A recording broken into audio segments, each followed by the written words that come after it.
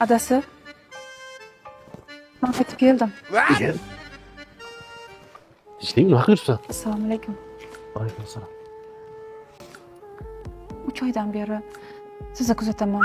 Men ahmoq, g'iybatchi xotinlarning gapiga kirib, sizni yomonligingizga ishonib qo'yibman.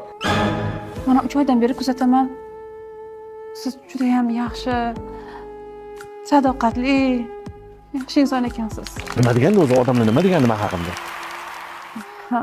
Ering restoran hayollar bilan ovqatlanib yuradi, senga xiyonat qiladi degandi. To'g'ri kuzatdim. Qarasam, unaqa emas ekansiz. Doim to'g'ri ishga borib, ishga kelib yurdingiz. Sadoqatliligingizga shubham qolmadi. Shuning uchun to'g'ri narsalarimni yig'ishtirib kelaverdim. Hali zamon maktabdan bolalaringiz ham maktabdan chiqib to'g'ri kelishadi. Sen telefon qilib kelmabsan-da, shartda dab tursan ham kelib qoladimi? Sizga surpriz qilay dedim-da. Jonim, ovqat tayyor. Bu kim? Choyam damladim. Qani yuring. Kim bu? Qani shakarim yuring. Ovqat qotgan ekan-ku.